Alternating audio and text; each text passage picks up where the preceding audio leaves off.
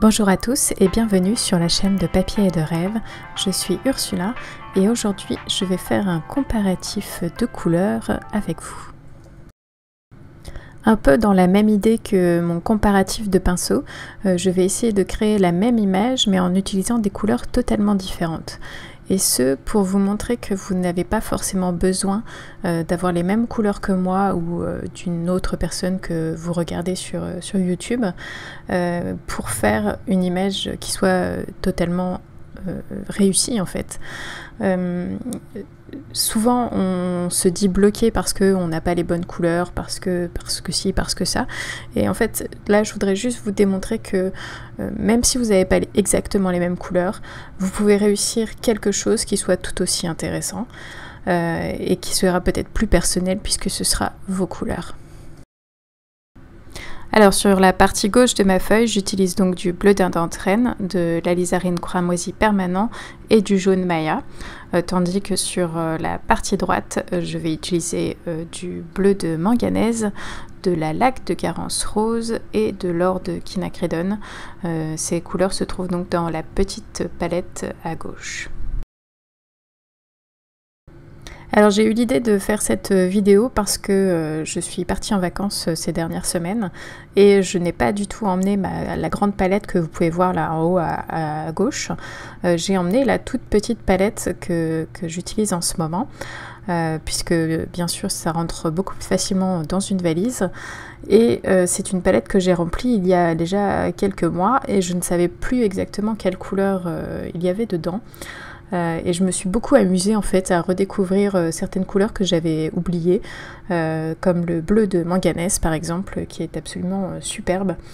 C'est un bleu qui se rapproche un peu du bleu céruléen, mais qui est un petit peu plus punchy et qui offre aussi un pouvoir de granulation très important.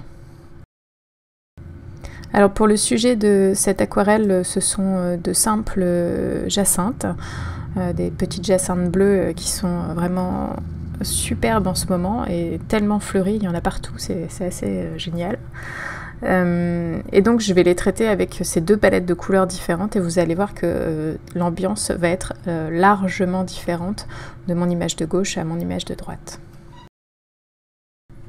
Alors je ne me suis pas forcément appliquée parfaitement sur les formes de mes fleurs, mon dessin en général, il est plutôt assez basique et très très flou, parce que je me suis concentrée essentiellement sur la couleur. J'ai réalisé d'autres croquis de ces jacinthes qui sont peut-être plus réussis au niveau du dessin, mais pas forcément plus intéressantes au niveau des couleurs.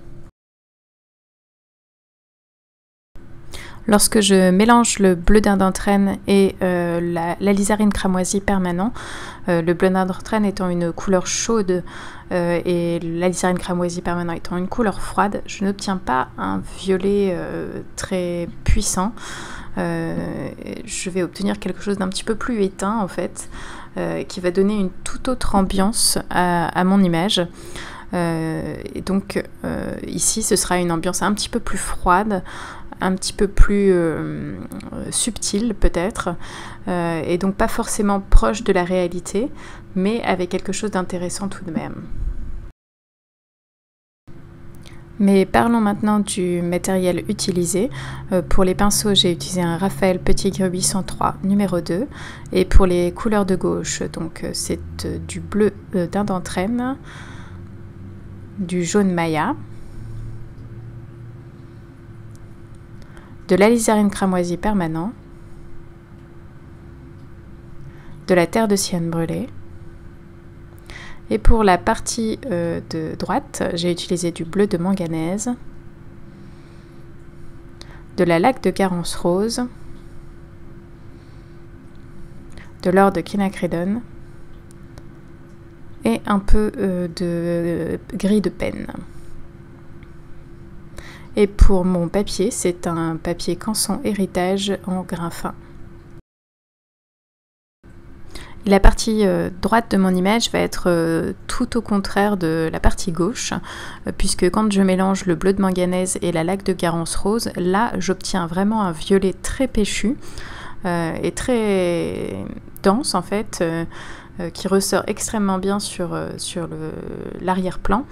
Et c'est parce que ces deux couleurs vont s'accorder particulièrement bien pour créer du violet. Et de la même façon, en fait, les verts que je crée avec le bleu de manganèse et l'or de quinacridone sont aussi assez péchu, c'est-à-dire que mon vert est assez brillant, il est plutôt vert prairie et du coup très intéressant contre ce violet que je crée aussi de toutes pièces. Et donc cette ambiance de ce côté-là aura une note un petit peu plus chaude, un petit peu plus gaie et aussi quelque chose d'intéressant, tout comme l'autre côté. Selon votre sensibilité personnelle, vous allez préférer soit le côté droit, soit le côté gauche, et il n'y a aucun problème à ça. Mais surtout, je voulais vous démontrer que les deux ambiances de couleurs sont valables et elles fonctionnent toutes les deux et elles sont intéressantes toutes les deux. Donc n'ayez pas peur de changer les couleurs que vous voyez dans les tutoriels pour les adapter à vos couleurs, à ce que vous aimez. Ça rendra votre peinture encore plus personnelle.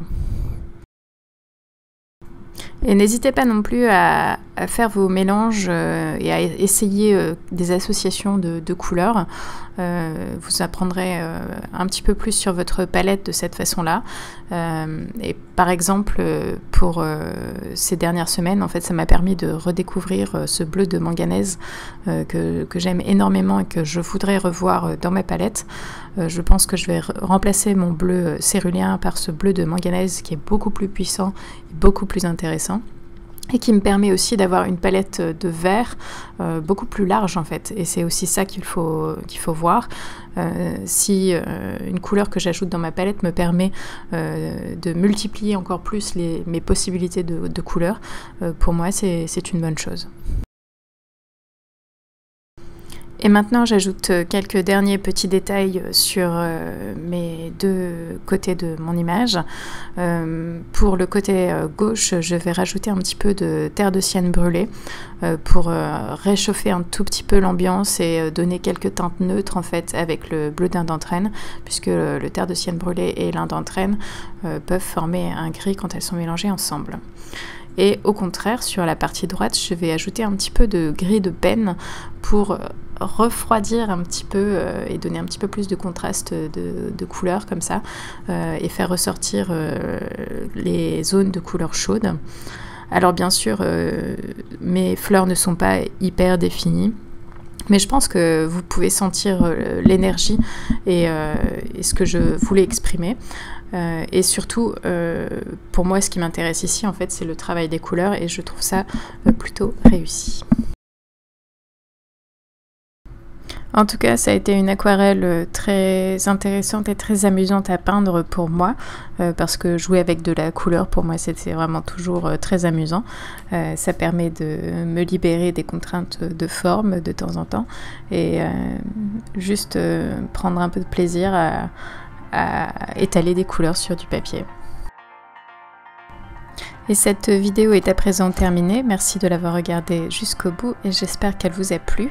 N'hésitez pas à aller jeter un œil sur le blog pour plus d'informations sur mes couleurs et sur cette aquarelle. Je vais vous montrer aussi deux petits croquis que j'ai fait avant cette aquarelle et dites-moi ce que vous en pensez dans les commentaires.